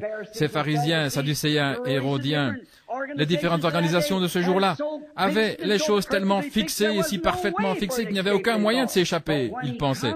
Mais quand il est venu, de manière absolue, il était différent de tous ces gars-là. Il était un petit gars humble, né dans une étable, censé être un enfant illégitime, et toutes les choses comme cela. Mais cependant, il est venu exactement selon la manière dont les Écritures avaient dit. Et ils étaient accoutumés de ce que Moïse avait dit et ce que Moïse avait dit de lui. Et lui, il disait, si vous aviez connu Moïse, vous m'auriez connu, car Moïse a parlé de moi. Et malgré tout, ils ne pouvaient pas le voir. Ils étaient tellement entortillés dans leur tradition qu'ils n'ont pas pu le voir. Mais voyez-vous, il n'est pas venu pour refléter leurs organisations de ce jour-là. Il n'est pas venu pour refléter la religion sectaire. Il est venu refléter le Père. Et le Père était la parole. Amen. Oh, je me sens vraiment religieux. Il est venu pour refléter la parole du Père. Dieu a dit qu'il serait là, et il était là, le chef-d'œuvre parfait de la grande œuvre de Dieu. Oh là là, il en était le reflet parfait. Il reflétait tout ce dont Dieu avait parlé. Il reflétait ce qu'Adam avait dit de lui. Il reflétait tout ce dont les prophètes avaient parlé, tout ce que les patriarches avaient dit. Tout ce qu'il avait dit, il était l'accomplissement de la parole. Tous les types se sont accomplis en lui. Il est devenu Jéhovah du Nouveau Testament. Il était le Jéhovah de l'Ancien Testament. La parole qui alors était dans la colonne de feu s'est rendue manifeste et a demeuré parmi nous. Jéhovah de l'Ancien Testament est devenu Jésus du Nouveau Testament. Il était un reflet parfait de Dieu. Oh, si l'Église aujourd'hui pouvait simplement refléter cette première Église lorsque le Saint-Esprit est tombé le jour de la Pentecôte. Si les chrétiens aujourd'hui pouvaient refléter, nous sommes un groupe hybride par rapport à ce qu'ils étaient. En arrivant aujourd'hui, alors que j'étais en chemin, je passais par l'une de ces petites Casa Grande. L'un de ces endroits ici, j'ai remarqué une ferme de coton et quelque chose de différent, alfalfa. Ils devaient avoir des moulins pour pomper l'eau, pour continuer la culture. Pourquoi? Ce n'est pas leur place, certainement pas. Regardez les cactus. Il pourrait ne pas pleuvoir pendant 5 ans et ils continueraient à vivre. Mais si vous manquez de mettre de l'eau sur ceux-là, pendant quelques jours, ils vont mourir. Voyez, ce n'est pas la chose originelle. Et c'est ainsi que nous sommes. Nous devons être traités comme des bébés, faire de nous des gros coups dans l'église, nous tapoter dans le dos et nous nommer ceci ou cela. Mais ces chrétiens primitifs étaient rudes. Ils ne se souciaient pas de qui leur tapotait dans le dos. Ils reflétaient Jésus-Christ au point où on disait d'eux, ils étaient considérés comme des gens ignorants et sans instruction. Ils n'allaient pas à l'école supérieure, ils n'avaient pas de diplôme universitaire, mais ils pouvaient remarquer qu'ils avaient été avec Jésus. Voilà ce dont ils ont besoin, ce dont les chrétiens ont besoin aujourd'hui, c'est de remarquer que vous avez été avec Jésus. Il y a quelque chose à votre sujet qui est différent. Je sais que ce n'est pas populaire, c'est une chose impopulaire de le dire, mais nous ne cherchons pas la popularité. Les chrétiens ne recherchent pas quelque chose de facile. Une sœur âgée dans mon église avait l'habitude de chanter ce chant. Est-ce que je dois être transporté au ciel sur un lit de facilité rempli de fleurs, alors que d'autres doivent se battre pour remporter le prix et naviguer à travers des mers de sang? Non, je dois me battre si je veux régner. Vous pensez, qu'est-ce que vous feriez si vous étiez ici, que tout était contre Jésus-Christ, si vous aviez vécu en son jour? C'est là que vous vivez, mon frère, ma sœur. C'est juste, il est encore et toujours la parole. Regardez combien ils le piétinent aujourd'hui, regardez combien ils essaient de l'organiser, de s'unir et tout le reste avec le monde. Tenez-vous à l'extérieur de cela. Prenez position pour Jésus-Christ et sa parole. Ne laissez rien vous retenir. Restez droit avec la chose. Tout comme les anciens Chinois qui venaient pour nettoyer le linge. Ils sont venus en Arizona et en Californie il y a des années. Ils ne pouvaient pas écrire un seul mot d'anglais. Ils le connaissaient à peine. Vous apportiez votre lessive. Vous savez ce qu'ils faisaient? Ils avaient des petits bouts de papier. Ils déchiraient simplement ces morceaux de papier. Ils vous donnaient un morceau. Et quand vous reveniez, ce morceau de papier devait s'ajuster exactement avec son bout de papier. Sinon, vous ne receviez pas votre lessive. C'est bien mieux. Vous pourriez imiter un nom, mais là, vous ne pouvez pas tricher, parce que ce morceau de papier doit correspondre exactement avec l'autre morceau de papier. C'est ainsi que Dieu a fait son alliance également. Notre expérience ne doit pas s'accorder avec un credo, avec un dogme, avec la dénomination d'une église, mais elle doit s'accorder avec la parole de Dieu, Jésus-Christ. Lorsque nous venons à Christ, alors Christ nous réclame. Il a déchiré en deux au calvaire une partie de lui, il l'a élevé, il est assis maintenant à sa droite, qui était le corps et l'esprit, il l'a renvoyé ici pour former une épouse pour lui. Et cette même expérience qui était en Christ doit être en nous. Il était absolument si parfait au point où il a plu au sculpteur et il a tellement inspiré qu'il l'a frappé au calvaire. Oh là là! Et maintenant nous le voyons, comme disent les Écritures, le chef-d'œuvre de Dieu. Nous le voyons frappé, touché et affligé par Dieu. Voilà le véritable chef-d'œuvre, comme Michel-Ange a frappé le sien. Voilà ce qui fait. S'il avait simplement vécu une bonne vie, il aurait été comme les gens qui prêchent l'évangile social aujourd'hui. Il était un prophète. Il était un prophète. Mais il était plus qu'un prophète. Il était Dieu. Il était Emmanuel. Et maintenant, ce qui a fait de lui exactement le chef-d'œuvre, pour vous et moi, c'est parce que Dieu l'a frappé. Il l'a frappé au calvaire. S'il n'avait pas été frappé, peu importe le nombre de morts qu'il aurait ressuscité, combien, ça aurait été un grand prédicateur, sa vie, ce qu'il aurait pu proclamer. Cela a tellement plu à Dieu, Dieu était tellement heureux avec lui, il était le seul homme qui se soit jamais tenu sur la face de la terre que Dieu aurait pu frapper pour le reste d'entre eux. Celui-là, le parfait, a été frappé pour les imparfaits. Toute la création qui était tombée par Adam a été rachetée par Jésus-Christ. Le chef-d'œuvre de Dieu a résisté au test. Comment l'a-t-il fait? Par la parole. Il est écrit, l'homme ne vivra pas de pain seulement, mais de toute parole qui sort de la bouche de Dieu. Oh, les amis chrétiens, revêtez-vous de toute l'armure de Dieu. Ne restez pas en arrière avec une petite idée, un credo, quelque chose sur laquelle vous tenez. Revêtez toute l'armure de Dieu quand vous allez vous battre contre l'ennemi, comme notre Seigneur l'a fait. Il a montré comment le plus faible des chrétiens peut vaincre Satan, simplement avec la parole. Il avait la puissance, il aurait pu frapper Satan comme il aurait voulu, mais il ne l'a pas utilisé. Il a simplement pris la parole et l'a vaincu avec elle. Il est écrit, il est écrit, partout il est écrit. Ainsi, il a vaincu Satan par la parole de Dieu. Maintenant, c'était un chef-d'œuvre parfait et Dieu l'a frappé. Quel exemple c'était! Quelle chose réelle! Parlez-moi de ces sculptures de Michel-Ange là-bas, de Moïse qui a été frappé sur la jambe. La Bible nous dit que cet homme a été abîmé, injurié au-dessus de tous les hommes. Il a été tellement meurtri au point où il ne ressemblait plus à un fils d'homme. Il a été battu, il a été meurtri, ensanglanté, il a été lacéré. Tout ce qu'on pouvait lui faire, il ressemblait. Ce n'était plus qu'un tas d'eau et de sang ensanglanté qui marchait. Il ne ressemblait même plus à un être humain, alors qu'il se traînait là au calvaire. Dieu l'a frappé pour nous. C'est ce qui fait de lui le chef-d'œuvre parfait. Oh, combien je l'aime. Savoir qu'il a fait cela pour moi. Savoir qu'il a fait ça pour vous. Comment pourrions-nous arriver à sa hauteur? Personne ne peut y arriver. Personne n'est digne d'arriver à sa hauteur. Nous étions ici sans espoir, sans espérance, sans Dieu, sans aucune manière de rédemption. Chacun de nous étant né par le sexe et nous devions simplement payer le prix. Mais il est venu, lui, le parfait. Il était tellement parfait. Il a tellement plu à Dieu qu'il l'a frappé pour vous et moi. Maintenant, depuis presque 2000 ans, Dieu a essayé de se tailler une épouse chef-d'œuvre, appelée une église. C'est exact. Comment Dieu le fait-il? Il le fait par sa méthode qui ne change jamais, la parole. Dieu ne change jamais sa méthode. N'importe qui, vous pouvez changer, je change, les temps changent, le monde change, mais Dieu ne change pas. Il est parfait. Il ne change pas. Et la manière dont il fait quelque chose la première fois, il le fait chaque fois de la même manière. Il a sauvé un homme un jour parce qu'il s'est repenti, c'est ainsi qu'il sauvera l'homme à nouveau. Il a sauvé l'homme un jour parce qu'il s'est repenti, c'est ainsi qu'il sauvera. S'il en a guéri un, c'est de la même manière, voyez. Il ne change jamais sa manière parce qu'il est souverain. Et il est éternel. Il est infini, omniprésent, omniscient. Il est Dieu. Et ainsi donc, il ne doit demander à personne la sagesse. Il ne doit pas attendre d'apprendre davantage. Il n'a pas besoin d'un nouveau diplôme. Il est parfait. Et quel que soit le degré, quelle que soit la chose qu'il a fait en premier lieu, sa première décision demeure la même pour toujours. Elle ne peut jamais être changée. Oh, combien je suis heureux. Quand il a fait son premier chef-d'œuvre, il l'a placé derrière la parole.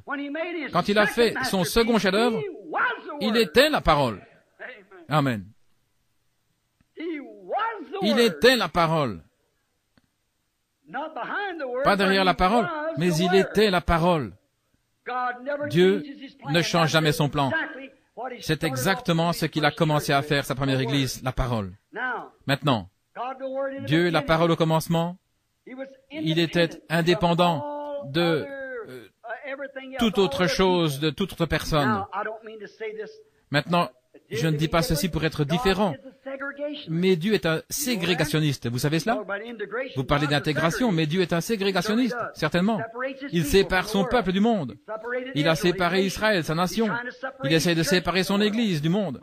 Mais l'Église désire continuer avec le monde. Mais son peuple est malgré tout séparé pour lui. Qui est-il? La parole. Comment un homme peut-il avoir le baptême du Saint-Esprit alors que le Saint-Esprit a écrit la parole? Comment un homme peut-il avoir le baptême du Saint-Esprit et renier la parole? Comment le Saint-Esprit peut-il, en vous, renier sa propre parole qui vous a été présentée? Je ne peux pas comprendre. Cela doit être en accord avec la parole. Si votre esprit en vous ne ponctue pas chacune des promesses de Dieu avec Amen, il y a quelque chose qui ne va pas. Frère Fred Softman, quelqu'un ici a cité, Jésus-Christ est le même hier, aujourd'hui et pour toujours. Il est la parole. C'est certain, il est toujours le même, voyez-vous. Et votre esprit doit le ponctuer avec Amen. Oh, il l'est d'une certaine manière. Il l'est, en toute manière, il est le même. Hier, aujourd'hui et pour toujours. Maintenant, nous remarquons que Dieu commence à lui faire une épouse pour Christ. Ainsi, l'épouse doit être identifiée avec lui et en lui, parce qu'elle fait partie de lui. Maintenant, l'épouse fait partie de lui. Elle fait partie de lui. La parole pour ce jour-là, l'épouse, devient une partie de cette parole car c'est Christ. Croyez-vous cela? Nous devons être en Christ. En Christ, nous devons faire partie de Christ, en Christ, une partie de Christ. Qu'est-ce qu'une femme? Quand elle prend un homme ou quand un homme prend une femme, la femme doit faire partie de lui. Ils ne sont plus deux, ils sont un. Et quand Dieu en Christ est devenu un, ils étaient un. Parce que Dieu était la parole et la parole fut faite chair. La chair et la parole sont devenues un. Et quand l'Église devient l'épouse de Christ, elle et les évangiles sont la même chose. Comment pouvez-vous dire alors que les jours des miracles sont passés? Comment pouvez-vous dire qu'il n'est pas le même hier, aujourd'hui, éternellement? Comment pouvez-vous dire que ces choses sont pour un apôtre, un disciple, ou quelqu'un d'autre d'un autre jour, quand vous faites partie de lui? Alors qu'il a dit le ciel et la terre passeront, mais ma parole ne faillira jamais. Qu'en est-il d'Apocalypse 22? Quand elle eut terminé d'écrire le livre, il a dit, je témoigne que si quelqu'un ajoute une parole ou en enlève une parole, sa part sera retranchée du livre de vie. Alors comment allons-nous arriver au ciel en disant, eh bien je crois ceci, mais je ne crois pas cela? Vous devez être la parole entière, car vous faites partie de lui. C'est ainsi que Dieu essaie de faire son Église aujourd'hui, pas par un credo. Ils essaient de nous forcer là-dedans, les amis. Vous voyez cela venir, l'écriture est sur le mur. Ça ne sera pas très long, jusqu'à ce que nous devions être une église mondiale. Et chaque église devra tomber directement là-dedans et supporter les circonstances. Eh bien, êtes-vous prêts à supporter cela? Eh bien, vous feriez mieux de ne pas le faire simplement parce que vous pensez que c'est la chose juste. Vous feriez mieux d'avoir Christ en vous. Parce que cette parole est éternelle et cette parole est ce qui vous ressuscitera. Vous devenez une partie de cette parole. Vous êtes identifié avec la parole. Aujourd'hui, vous dites, je suis un chrétien. À quelle dénomination appartenez-vous? Eh bien, ça n'a rien à voir avec la chrétienté. C'est en ordre d'avoir des dénominations, je n'ai rien contre cela. Mais voyez-vous, c'est ce que les gens, beaucoup de gens disent, que je détruis les dénominations, que je leur donne des coups de pied. Non! Non, monsieur. Les dénominations, c'est en ordre. C'est tout comme des accords de travail ou quelque chose comme ça.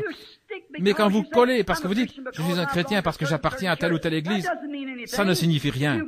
Vous devez être en Christ, et Christ est la parole. Et bien souvent, ces dénominations sont aussi loin de la parole que l'Est est éloigné de l'Ouest. Vous devez rester avec cette parole pour être l'épouse. Si vous êtes dans l'épouse, vous êtes dans la parole. Et la parole est en vous. Et la parole qui a reflété Dieu à travers Christ reflète le même Dieu à travers vous. Amen. Amen veut dire qu'il en soit ainsi. Ainsi qu'il en soit ainsi, je crois que c'est la vérité. Vous devez être identifié avec lui.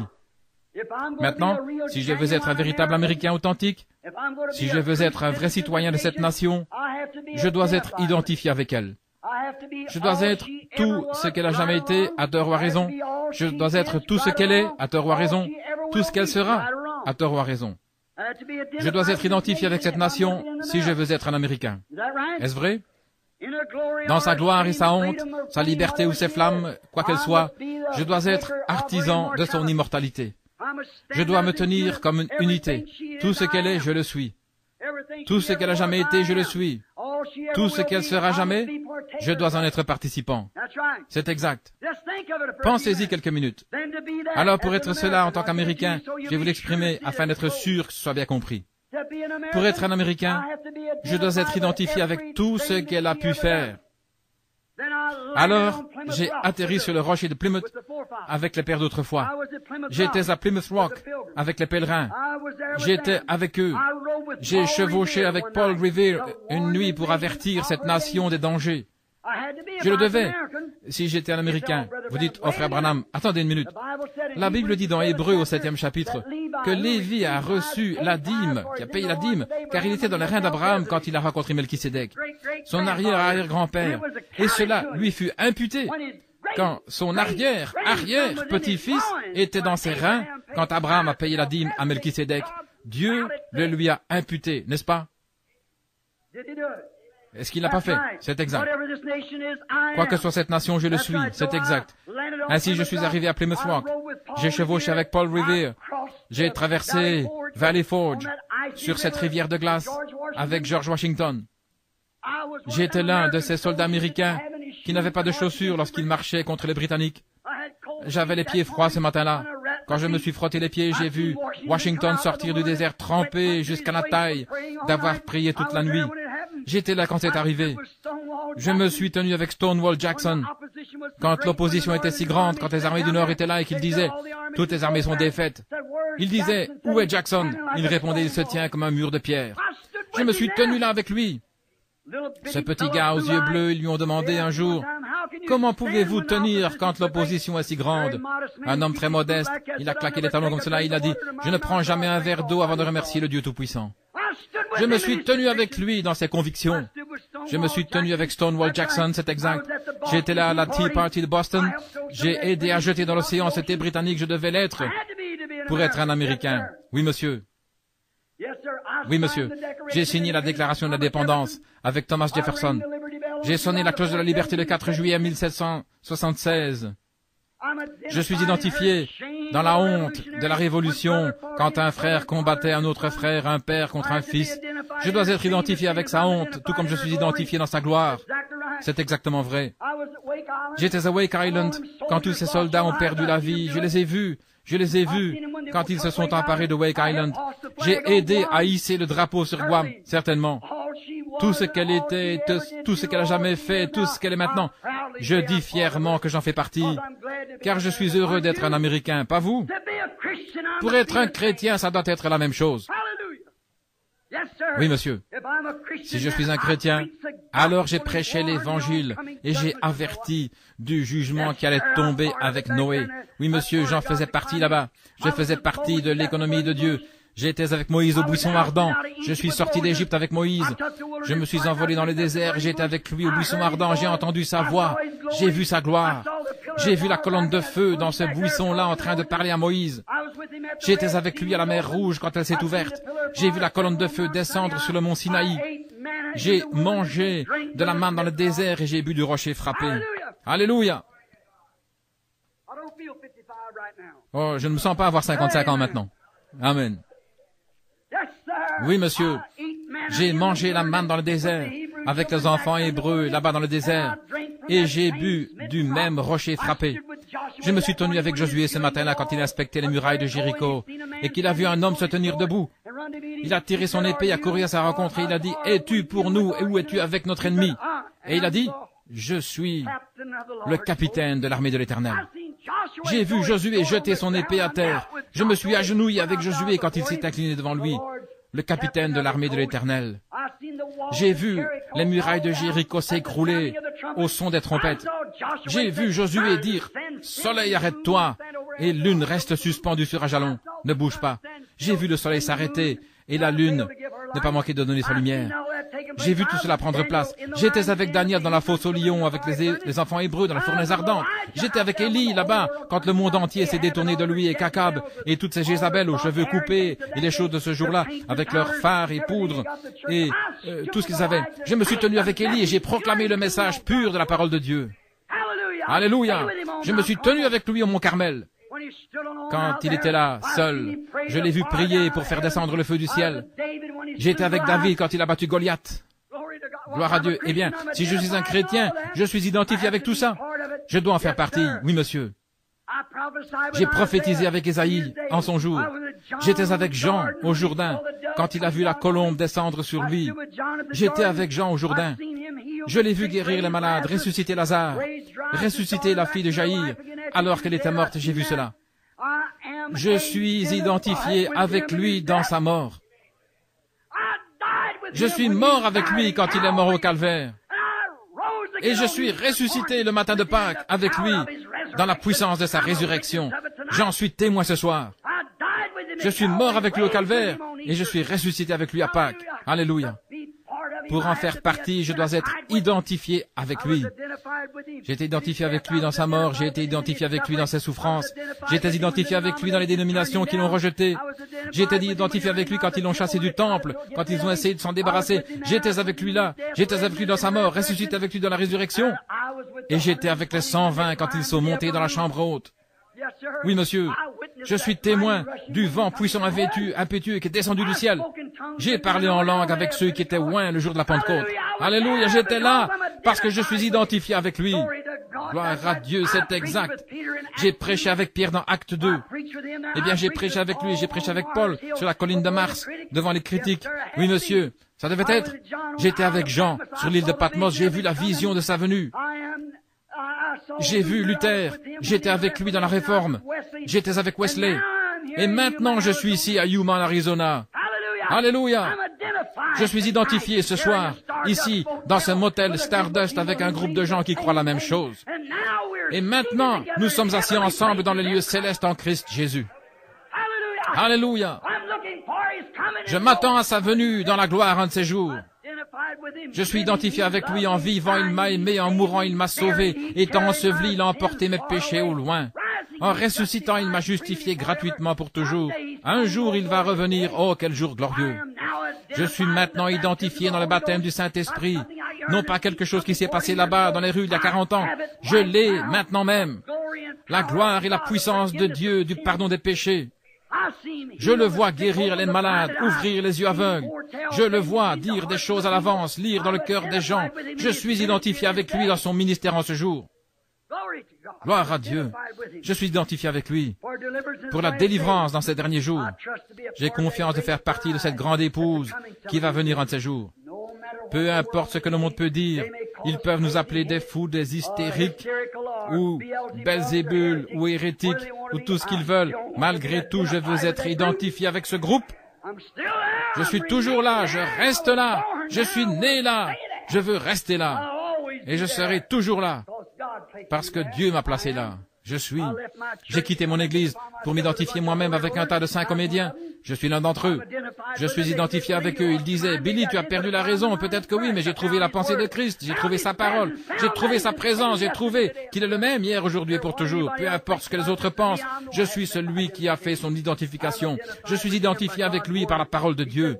Il a dit, ces signes suivront ceux qui croient. Je suis heureux d'être identifié en cela. Oui, monsieur. Vous savez, ce vieux maître violoniste, un jour, vous avez entendu l'histoire, ils avaient un vieux violon qu'ils vendaient aux enchères, ils voulaient le vendre et personne ne voulait l'acheter. Et il disait, qui veut en donner $1? Qui veut donner $1.50? Finalement, il a dit, il va partir une fois, 2 fois, $1.50. Et finalement, un vieil homme aux cheveux gris s'est avancé, vous connaissez l'histoire. Il a pris le violon et il a dit, laissez-moi le prendre. Il a mis un peu de colophane sur l'archet, il a commencé à jouer. Et les gens ont commencé à pleurer, les larmes coulaient sur le visage. À ce moment-là, l'homme qui faisait la vente l'a pris et il a dit, qui en donnera $1,000, 2 000, 5 000 $? Qu'est-ce qui a fait la différence? Le maître. Celui qui le connaissait, celui qui l'avait construit, il savait comment faire sortir ce qu'il y avait dedans. Et aussi longtemps que nous essayons d'amener nos églises par des credos et des dénominations, nous n'y arriverons jamais. Laissez le maître constructeur de l'humanité, c'est lui qui a fait l'homme à sa propre image. celui qui se construit une épouse pour la même chose. Laissez son archer du Saint-Esprit jouer sa propre parole sur votre cœur une seule fois, et ce sera le meilleur exemple. Peu importe le nombre de grandes églises où vous allez, combien de fois vous placez votre nom dans le livre, cela accomplira plus pour Jésus-Christ que toutes les églises, dénominations et credos, les églises du monde et toutes les organisations du monde. Il est en train de se former une épouse. Oui, monsieur. Il est en train de la tailler maintenant même, de tailler en se débarrassant du monde. Oh, le fait de se joindre à l'Église, au credo, aux dénominations et aux dogmes, tout cela doit être enlevé de l'Église. Leurs idées formalistes, indifférences, les doctrines et toutes ces choses. Revenez et laissez le Maître prendre l'archet. Laissez le Maître vous prendre dans ses mains et passez la parole disant Jésus-Christ est le même, hier, aujourd'hui et pour toujours, et dites Amen Seigneur. Façonne-moi, forme-moi, fais de moi, Seigneur, ce que je devrais être. Alors ce sera une chose différente. Alors si je suis élevé de la terre, j'attirerai tout homme à moi. Oui, monsieur. Il est en train de vous tailler maintenant même. Il vous taille à l'image de sa parole seulement. Il enlève tous les credos, les dogmes et toutes ces choses en essayant de former une épouse pour le Fils, un autre chef-d'œuvre. Un autre chef-d'œuvre, une partie de la parole. Jésus n'a pas pu prendre cet endroit. Vous vous souvenez quand ils ont lu ce jour-là dans le livre? Il a simplement lu une partie de la prophétie et il a laissé le reste pour les derniers jours. Nous sommes censés nous emparer de cette portion-là. Ainsi, vous voyez, il se taille, il veut se tailler une église, tout comme il l'a fait pour le Fils, tout comme il a fait l'époux et l'épouse. Pour être son épouse, vous devez faire partie de lui. Non pas faire partie du credo, non pas faire partie d'une église, non pas faire partie de la dénomination, mais faire partie de lui. Tailler selon une autre forme, ça ne marchera pas. Vous devez être taillé par la parole, le monde retranché de vous, et laisser la parole seule vivre en vous. Le grand sculpteur compte sur vous. Si vous voulez simplement vous tenir là, et être formé à sa ressemblance, selon son exigence, ce que sa parole requiert, dans les derniers jours, je déverserai mon esprit sur toute chair. Vos fils et vos filles prophétiseront. Christ est le chef-d'œuvre identifié de la parole faite chair. Il vous est demandé de vous identifier en lui par la même parole pour être le chef-d'œuvre de l'épouse. Maintenant, frère, Dieu avait un chef-d'œuvre à présenter au monde, et maintenant il désire un chef-d'œuvre aujourd'hui. Est-ce que vous le voulez? Êtes-vous prêt, mon ami chrétien? Êtes-vous vraiment sûr que votre vie se reflète tellement pour Christ? Peu importe ce que le monde dit, ils disent que vous avez perdu l'esprit, que vous devenez fou, voulez-vous joindre à cette bande de 5 comédiens? Vous ne faites pas attention à cela. Il vous est demandé de vous identifier en lui. Si vous n'êtes pas véritablement sauvé dans ce corps, où la parole de Dieu se reflète, et où la vie se reflète, frères et sœurs, ne prenez pas de risque. Peu importe qui vous êtes, quel genre d'expérience vous avez, que cette parole se reflète en vous, parce que Dieu, dans ces derniers jours, est en train de prendre une épouse pour son Fils Jésus-Christ. Courbons la tête. Cher Père Céleste, c'est une manière un peu crue devant un groupe de gens intelligents. Mon instruction est insuffisante, Seigneur. Je prie que le grand Saint-Esprit fasse descendre ces paroles dans le cœur des gens, qu'ils puissent voir ce que je veux dire. S'ils n'ont pas compris ma manière hachée de dire les choses, Seigneur, mais dans mon cœur, je vois ce que tu essayes de faire. Je crois, Père, que l'épouse doit faire partie de l'époux. Elle doit être la même chose que l'époux, car elle fait partie de lui. Elle ne peut jamais, jamais être son épouse, à moins qu'elle ne fasse partie de lui. Et c'est une partie de la parole aujourd'hui, qui dit qu'il est le même, hier, aujourd'hui et pour toujours. Le grain de blé, qui a vécu autrefois sur la terre, et qui est tombé dans le sol est ressuscité à l'image du grain qui est tombé dans le sol. Et Seigneur, le jour de la Pentecôte, une grande église est sortie. Un nouveau grain de blé est arrivé pour former une épouse, un époux et une épouse dans les derniers jours. Nous voyons qu'elle est tombée pour lui pendant 1000 ans, depuis le concile de Nicée. Elle est restée là, pourrissant dans le sol. Les critiques ont écrit le livre, le Dieu silencieux, qui a laissé les petits-enfants mourir et être tués par des lions et être brûlés, et les gladiateurs qui ont martyrisé les chrétiens. Ils les ont brûlés au bûcher. Est-ce que cet homme avait seulement la compréhension spirituelle que ce grain de blé devait pourrir dans le sol? Mais il a rejailli à nouveau, non pas ressemblant à ce qu'il était quand il est tombé en terre. Il est tombé en terre comme un grain de blé. Mais quand il est ressorti, il avait des feuilles, comme la jeune pousse de blé qui germe. Et finalement, il a grandi de Luther jusqu'à Zwingli, et ainsi de suite. Et finalement, c'est devenu une tige. Et cela s'est changé à nouveau au jour de Wesley. Ça ressemblait un peu plus au blé, un peu plus que lorsque c'était des feuilles. Il revient lui-même. Et ensuite, nous voyons que ça arrive comme un grain. Cela ressemblait pratiquement à la chose réelle. Mais si vous alliez simplement retirer cette coiffe, la balle, alors vous voyez que le premier grain de blé, eh bien, il n'y avait pas de grain du tout. C'était simplement la balle, une enveloppe. Seigneur, le grand réveil pentecôtiste qui est sorti, ça devrait être ainsi, Seigneur, pour protéger le blé, le grain de blé quand il viendrait. Il n'y aurait pas eu de place autrement. Maintenant, Père, nous savons que nous apprenons toutes choses par la nature parce que c'est toi qui as formé la nature. Tu as racheté la terre comme tu l'as baptisée au jour de Noé. Après sa prédication, tu as laissé tomber le sang du Fils sur la terre pour la sanctifier pour toi-même. Et dans le grand âge à venir, dans la rénovation, tu vas la brûler par le feu pour brûler toutes les choses mondaines comme tu le fais avec les chrétiens. Tu le sauves, le baptises, le sanctifies et ensuite tu le rénoves complètement du monde et tu le proclames comme étant à toi en mettant le Saint-Esprit en lui. Et nous voyons que ce blé traverse le même processus. Tout dans la nature agit de la même manière. Maintenant, Seigneur, quand nous voyons la balle se retirer du grain et devenir mondaine, oh Dieu, accorde que ces grains, la balle doit se retirer afin que le grain puisse entrer dans la présence du soleil. Et j'entends la venue de la moissonneuse-batteuse, Seigneur. Ce ne sera pas long. Et alors le grand ascenseur emmènera son épouse dans la gloire et dans la présence de Dieu. Je te prie, Père, de bénir chacun de nous. Souvenons-nous, Seigneur, que ceci est notre opportunité. Peut-être que nous n'en aurons pas demain. Aujourd'hui, c'est notre opportunité. Aujourd'hui, après si longtemps, quand vous entendez sa voix, n'endurcissez pas votre cœur. Seigneur Dieu, je ne connais pas ces gens. S'il y a quelqu'un ici à qui toutes ces choses manquent, accorde-le ce soir. Qu'il reçoive la plénitude de Dieu, qu'il soit rempli du Saint-Esprit, accorde-le, Père. Maintenant, avec nos têtes inclinées et nos cœurs inclinés, mes amis, excusez-moi de la manière dont j'ai haché mon message. Je prie que Dieu vous montre simplement ce que je voulais dire. Je désire que personne ne regarde maintenant, mais gardez simplement la tête baissée, qui que vous soyez. Si vous n'êtes pas certain que votre vie, maintenant, chacun de ces processus, qu'est-ce qu'ils ont fait? Ils ont formé une organisation. Qu'est-ce qui s'est passé? L'esprit est parti ailleurs. Dès que Luther s'est organisé, c'est parti dans Wesley. Quand Wesley s'est organisé, c'est parti dans la Pentecôte. Et la Pentecôte, c'est parti où? Tout comme la colonne de feu, elle continue d'avancer. Et les gens disent, je suis pentecôtiste, c'est bien. Je suis luthérien, c'est bien. Il n'y a rien contre cela. Mais les amis, le blé continue d'avancer. Nous avons lu l'un des plus grands réveils, ça a duré... L'histoire montre qu'un réveil ne dure qu'environ 3 ans. Et celui-ci, ça fait 15 ans ou plus de grandes campagnes de guérison. Mais cela s'est refroidi maintenant. Regardez, chaque réveil produit toujours une organisation après cela. Pourquoi pas celle-ci? Il y a un petit groupe de frères qui a commencé et qui a appelé la dernière pluie. Ils sont allés nulle part. C'est retombé directement. Pourquoi? C'est l'âge du blé, les amis, c'est le blé.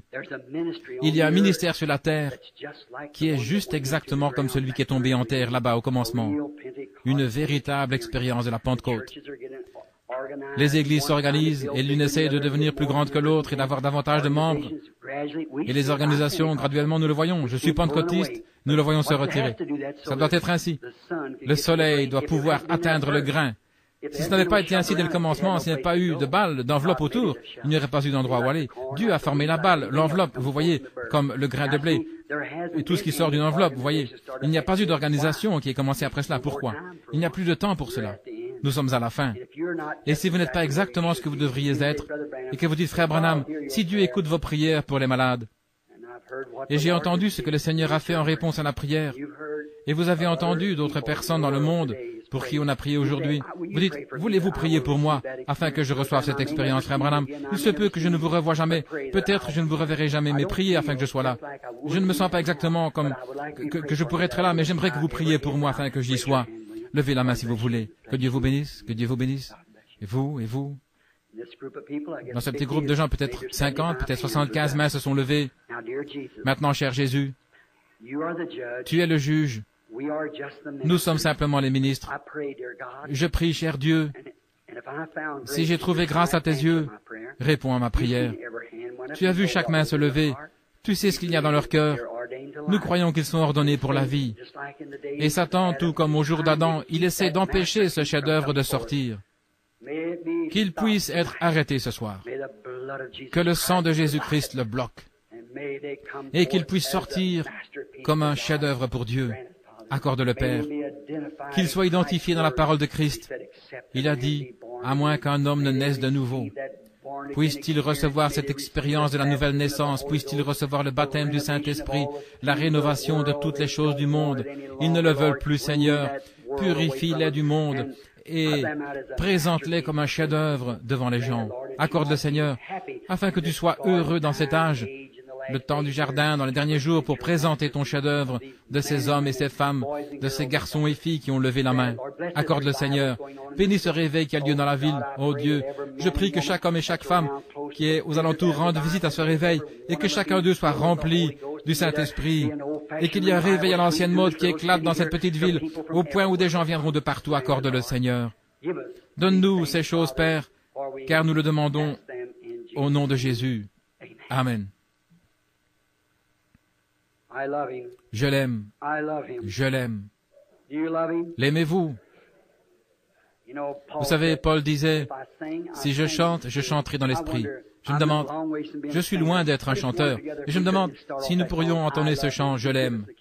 Voulez-vous nous donner la tonalité, sœur, parce qu'il m'a aimé le premier? Vous l'avez déjà entendu, combien le connaissent? C'est l'un de mes vieux cantiques. Ainsi courbons la tête et fermons les yeux et chantons-le.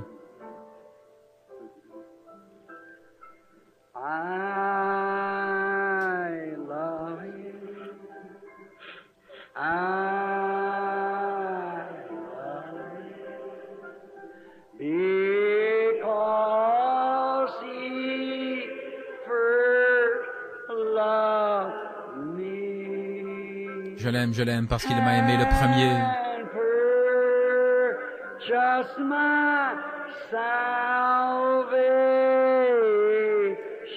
Et il a acquis mon salut.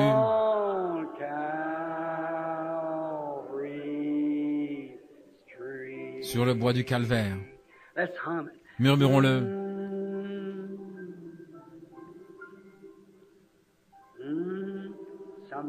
Un jour, l'arc-en-ciel traversera le ciel. La trompette retentira. Les morts en Christ se lèveront. Oh, combien nous le désirerons alors.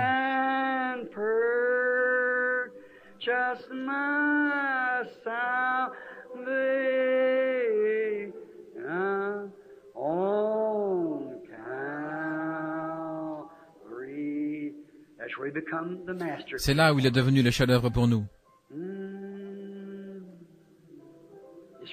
Maintenant, souvenez-vous, tous les chefs-d'œuvre, avant d'être placés dans la galerie pour recevoir la renommée, ils doivent premièrement traverser le hall des critiques. Les critiques doivent voir s'ils peuvent critiquer. Et quand ils peuvent résister aux critiques, alors ils sont amenés dans la galerie de la gloire. Le Fils de Dieu a réussi à traverser les critiques de toutes les organisations, dénominations, même au point où Pilate a dit « Je ne trouve aucune faute en lui ». Et Judas a dit « J'ai trahi le sang innocent ».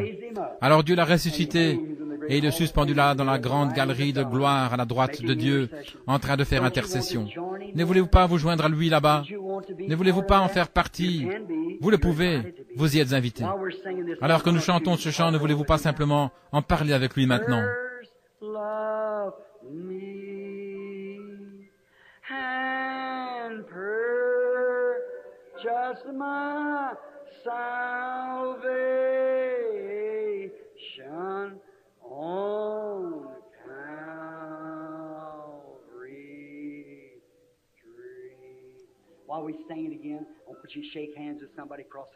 Donnez la main à quelqu'un en face de vous et dites que Dieu vous bénisse. Priez pour moi, chacun de vous. Et chantons-le encore une fois.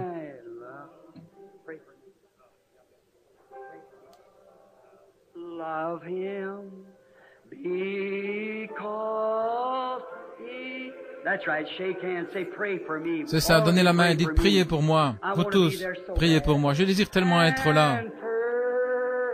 Just my salvation.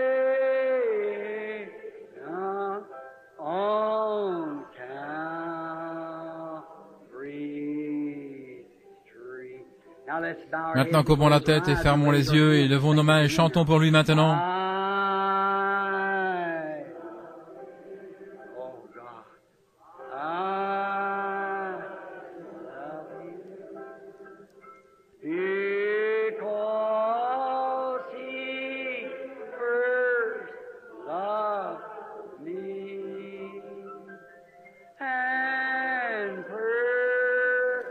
Just my salvation on Calvary. Look at your masterpiece hanging there. Regardez votre chef-d'œuvre suspendu là. Great sculpture, Le grand sculpteur, great God, le grand Dieu qui a fait l'homme et l'a modelé et l'a façonné à sa propre image. I pray thee, Lord, Je te prie, that you'll Seigneur, take us tonight. que tu nous prennes ce soir. May this be a memorial night. Que ce soit un soir mémorable, vraiment mémorable pour nous. That tonight, Lord, Ce tonight, soir, while you're in ici, the Seigneur, dans Stardust ce motel Stardust, motel, may you mold que tu man puisses into the modeler image des of hommes the à Son l'image of des God. fils de Dieu. Grant it, Lord. Accorde-le, Great Seigneur, sculpture, grand you're the only one sculpteur. to do it. Take Tu es your celui word, qui peut le Lord. faire. Prends ta parole, Mold it Seigneur. right into the hearts of all Modèle-la of us, dans les cœurs that de we nous might tous, be your afin que nous soyons tes masterpiece chefs-d'œuvre in the last dans les days, derniers jours to be called et que nous soyons appelés bride of Christ. l'épouse de Christ. Other men may see that Que there les autres hommes puissent voir qu'il y a une telle réalité et une telle joie en vivant pour lui. Seigneur, aujourd'hui, et même dans nos églises, ils perdent la sincérité. Il ne semble plus, tout est parti, c'est Hollywood, Seigneur. Que s'est-il passé? Ils ont suivi tout ce qui brille, plutôt ce qui resplendit. Nous savons que le monde brille avec la mondanité, mais l'Évangile resplendit avec l'amour et avec Christ. Accorde-le, Seigneur, que nous puissions nous éloigner de tout ce qui brille dans le monde et que nous puissions entrer dans la splendeur de Christ. Ils sont à toi, Seigneur, tu les as rachetés. Ils ont levé la main ce soir, c'est ce qu'ils désirent être. Maintenant, Père, si je le pouvais, je ferais en sorte qu'il en soit comme cela, mais je ne peux pas. Mais j'ai confiance en toi, Seigneur. Tu as dit, celui qui vient à moi, je ne le rejetterai en aucune manière. Celui qui entend ma parole et croit en celui qui m'a envoyé a la vie éternelle, et il ne viendra pas en jugement. Non pas faire semblant de croire maintenant, Seigneur, mais croire. Il est passé de la mort à la vie. Accorde-le, Père. Ils sont à toi par le nom de Jésus-Christ. Amen. Vous l'aimez? N'est-il pas merveilleux? Donnez-nous cet air, sœur. Merveilleux, merveilleux. Vous aimez chanter?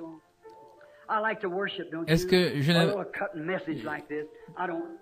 J'aime l'adorer, n'est-ce pas? Un petit message tranchant comme ceci. Vous savez, je n'aime pas tailler, mais vous devez river un clou pour qu'il tienne. Vous voyez ce que je veux dire? Oui, vous devez vraiment bien l'enfoncer. Vous aimez ce chant? Merveilleux, merveilleux, Jésus est pour moi. Vous le connaissez? Wonderful, Jesus is to me, a counselor, Prince of Peace, mighty God is He, saving me, keeping me from all sin and shame. Oh, wonderful is my Redeemer, praise His name. I once was lost, now I'm found, free from condemnation. Jesus gives liberty and a full salvation, saving me, keeping me from all sin and shame. Oh, wonderful, my Redeemer, praise His name. Everybody, wonderful, wonderful, Jesus is to me. Counselor, Prince of Peace, mighty God is He, saving me, keeping me.